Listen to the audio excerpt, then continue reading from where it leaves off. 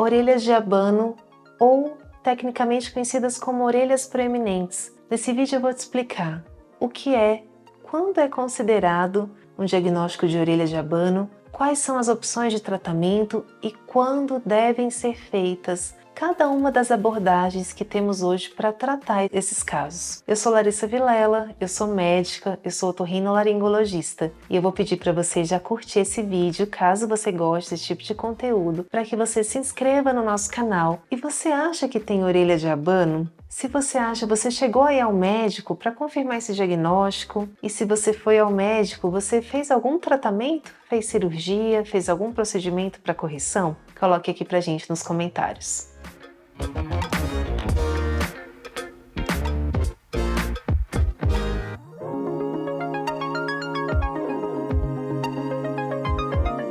As orelhas de abano, elas são determinadas geneticamente. Eu não sei se você sabe, mas elas têm uma herança autossômica dominante. Ou seja, se os pais têm orelha de abano, os filhos também terão alguma deformidade no pavilhão auricular. Orelha de abano nada mais é do que uma deformidade do pavilhão auditivo e existem 3 características que elas vêm isoladas ou combinadas no paciente que tem orelha de abano. Para você conseguir entender melhor, eu vou te mostrar aqui no nosso modelo anatômico, olha aqui comigo, o pavilhão auricular.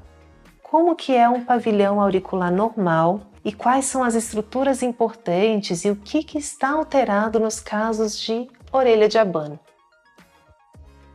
Só algumas curiosidades para você aqui.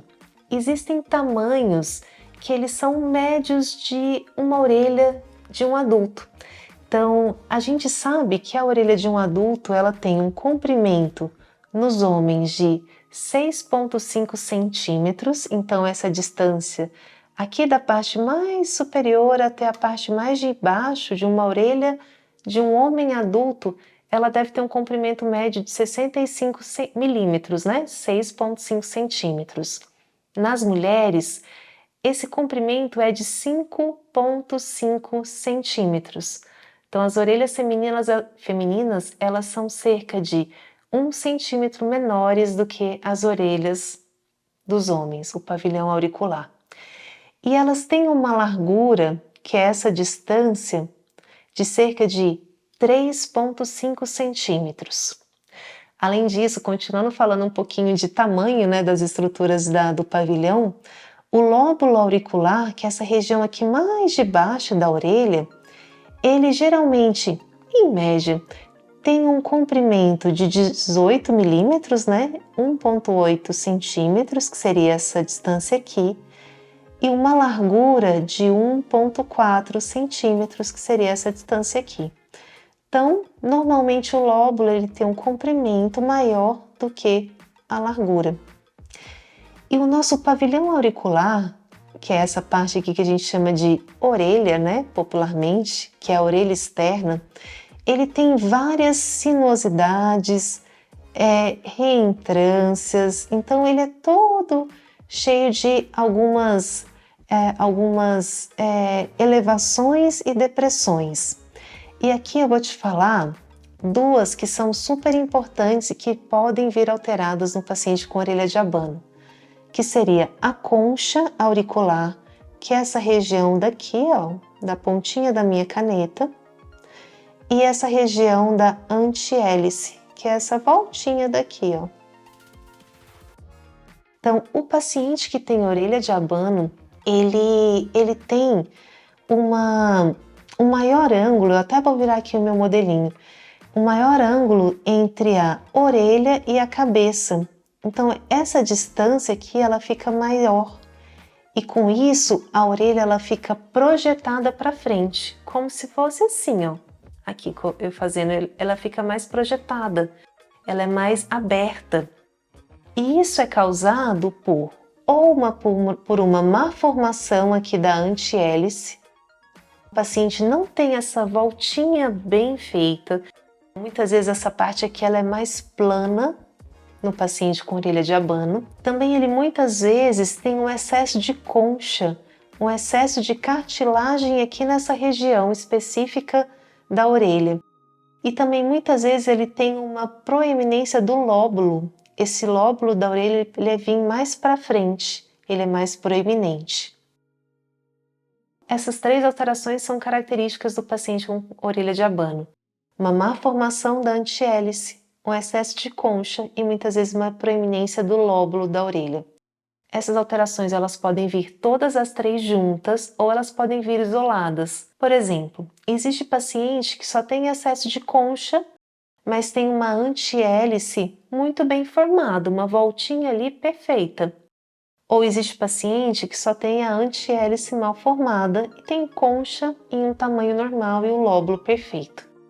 E aí quando vem as 3 alterações juntas, geralmente são casos mais graves, onde a gente tem uma proeminência, uma projeção, uma abertura muito maior da orelha. E quais são as consequências da orelha de abano para o paciente? É um mito que o paciente que tem a orelha de abano escute mais. Ele também não escuta menos. Ele escuta como qualquer outro, não tem nenhuma alteração na audição, nenhuma alteração funcional por causa da orelha de abano. É só uma questão estética. E na verdade não é só uma questão, né? A gente sabe que o paciente com a orelha de abano, ele tem uma questão social muito importante, principalmente nas crianças. A gente sabe o grande impacto emocional que esse quadro traz, principalmente para as crianças. Essa parte estética fica bem impactada, né? Então o paciente ele realmente tem um desconforto muito grande com esses quadros de orelha de abano. E aí, o que a gente pode fazer por esses pacientes? Quais são as opções de tratamento?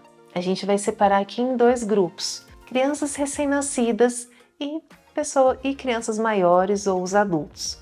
Primeira opção de tratamento é para os bebezinhos, que seria a modelagem. Existe a possibilidade de através de manipulações usando ou micropores, onde o médico faz o modelamento da orelhinha, ou até mesmo com dispositivos já como o IA, o EL, que aí a gente modela a orelhinha da criança, colocando ela num formato adequado e que com isso a orelhinha dela se desenvolve de uma forma que fica excelente, com resultados muito bons. Quando a criança é muito pequenininha, a gente tem essa possibilidade de modelar e a orelhinha dela responde por um processo ali onde a gente ainda tem ação de condrócitos, que são as células de cartilagem, junto com o ambiente hormonal e ácido hialurônico na quantidade certa, faz com que seja possível a gente ir modelando a orelhinha de recém-nascidos para que elas, se tiver alguma deformidade, para que elas fiquem num formato muito adequado, que a gente chama de modelagem. As modelagens são possíveis em crianças, geralmente a partir da 2ª, 3ª semana até a 6ª, 8ª semana no máximo. É um período onde a gente consegue ter uma resposta e consegue ter bons resultados com esse tipo de abordagem. Existem até alguns casos onde a gente faz uma modelagem um pouquinho mais tardia, por alguma eventualidade ali que tenha acontecido com a criança que não pôde chegar ao médico antes, que podem ter resultados bons, mas o ideal é que seja ali, entre a 2ª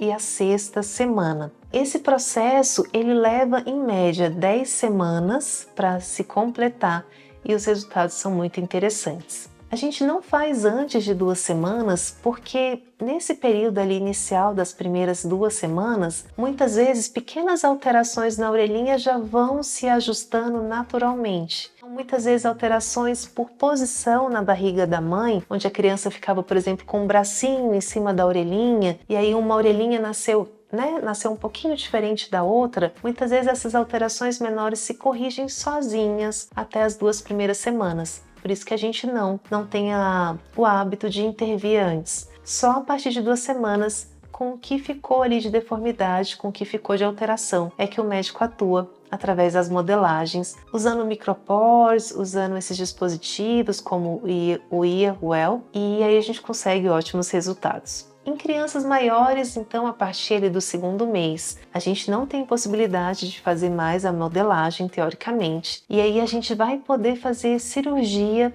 para fazer as correções dessas deformações que eu falei para vocês, ali por volta dos 5, 6 anos. A gente tem que esperar esse tempo, porque a gente tem que esperar a orelhinha da criança crescer. Só a partir dos 6 anos, onde a orelha atinge mais ou menos 80% do tamanho de uma orelha de um adulto, é que a gente pode fazer as modificações para corrigir as alterações da orelha de abano. A partir de 5, 6 anos, a gente já pode fazer a cirurgia, que é um procedimento definitivo para a correção da orelha de abano. É uma cirurgia que ela pode ser feita com anestesia local apenas, principalmente quando for adulto, ou quando a gente tem a disponibilidade, tem a possibilidade, a gente pode fazer anestesia local com sedação, ou a gente pode fazer até uma anestesia geral quando for uma criança pequenininha, para ter tranquilidade para fazer o procedimento completo, sem muita intercorrência, né? Sem incomodar a criança. É uma cirurgia que dura em média 2 horas, mais ou menos, 1 hora para cada orelha. E é uma cirurgia que a gente faz um corte atrás da orelha e aí corrige as alterações na orelha do paciente. Faz essa voltinha aqui da antihélice quando o problema está nessa parte, tira excesso de concha da orelha do paciente quando ela é excessiva e corrige o lóbulo da orelha quando ele está proeminente. E os resultados da otoplastia, que é essa cirurgia para correção de orelha de abano, eles ficam excelentes. Realmente fica praticamente uma orelha normal. Não consegue-se, muitas vezes, quando feita uma boa cirurgia, se diferenciar de uma orelha que não teve nenhuma cirurgia, que não teve nenhuma correção. É uma cirurgia tecnicamente simples, mas que precisa de alguns cuidados pós-operatórios. E como é o pós-operatório dessa cirurgia? O paciente sai da cirurgia com uma faixa compressiva, então ele vai ter uma faixa envolvendo as 2 orelhas, né, passando pela cabeça.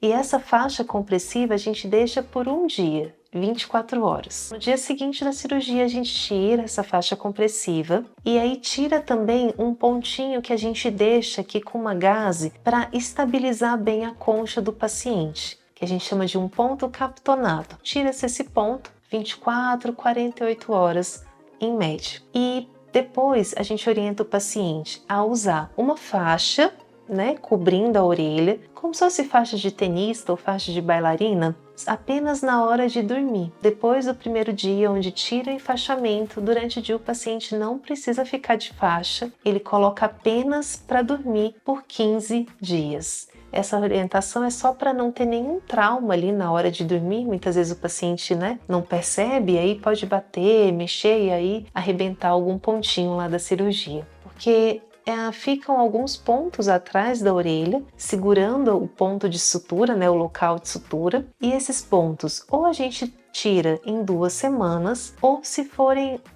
pontos que são absorvíveis, tipo um Vicryl, eles podem cair sozinho, então muitas vezes a gente nem precisa tirar, se já tiver a disponibilidade desse ponto mais moderno. Os pontinhos que ficam atrás da orelha, 2 semanas para retirar, ou eles vão cair sozinho, dependendo do fio que for utilizado na sua cirurgia. Dor pós-operatória, geralmente moderado. O que incomoda o paciente é essa faixa compressiva que ela realmente dá um certo desconforto ali no primeiro dia, mas é só por 24 horas. Pós-operatória e depois do primeiro dia, no geral, não tem muita dor. Só um incômodo, né? Principalmente na hora de que você encostar ou que você for mexer ali na sua orelha. Geralmente também deixamos medicações para dor e antibiótico no pós-operatório. E outro ponto também que a gente sempre orienta o paciente é evitar deitar de lado, dormir de lado, ali no primeiro mês do pós-operatório, sendo o ideal dormir de barriga para cima.